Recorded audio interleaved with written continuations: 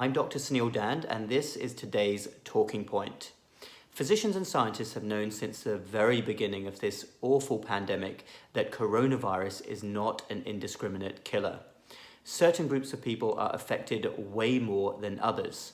Two of the biggest risk factors for getting very sick are older age and having any chronic medical illnesses, especially those that make you immunosuppressed.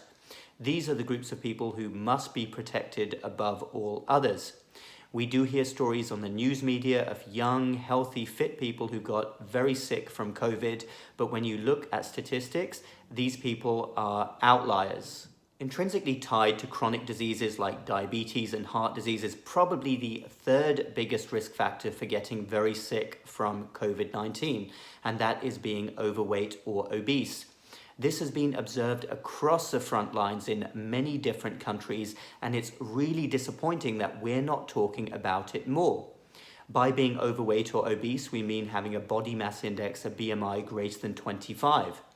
Research unfortunately shows that in the United States, rates of being overweight or obese have skyrocketed in recent years and now stand at about 70% of the population. So this is obviously really bad news when we talk about the chances of successfully beating COVID-19. It's no secret why we have soaring rates of being overweight or obese. It's not because over the last 50 years our internal metabolism or internal biology has just suddenly changed. It's because we as a society eat way too much junk food and we're too sedentary. Also ask any doctor about what being overweight or obese does to your body. It places a tremendous stress on certain organs, especially the heart and lungs. And if you want any proof of this, if you want to do your own research, just go online and look at what a CT scan looks like, an abdominal or pelvic CT scan on an obese versus a non-obese person, and the amount of fatty tissue that accumulates around internal organs. And to be fair, it's not just the United States with soaring obesity levels. This has happened across the Western world. Even in China, obesity rates have tripled over the last 10 years. Where I grew up, the United Kingdom, coronavirus reached the very top levels of government and even got to the monarchy as well. Several ministers in government were sick with COVID-19. Prince Charles, our future king, also contracted the virus. Most of them recovered at home.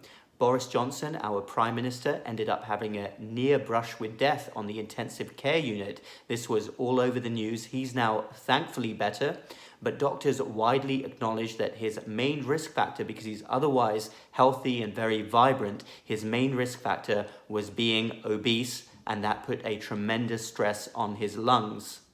This shouldn't really be an uncomfortable truth. It's not trying to fat shame people or embarrass them.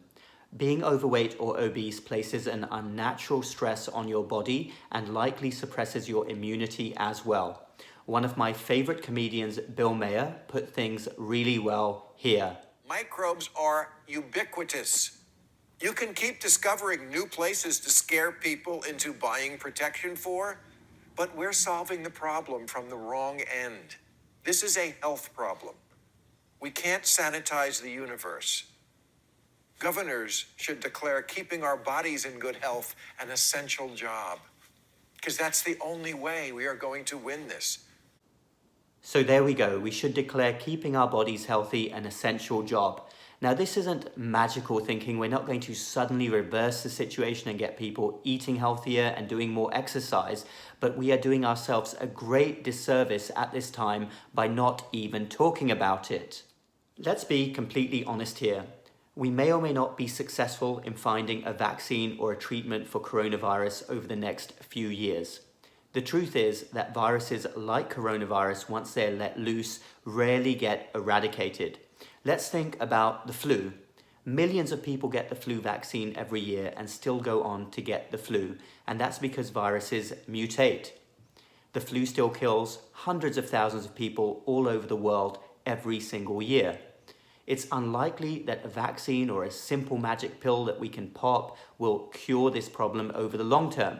And of course, we know that shutting down the economy and social distancing can only last for so long.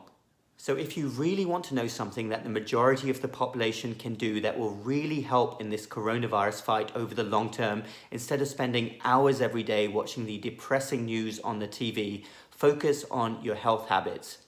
Eat more fruits and vegetables.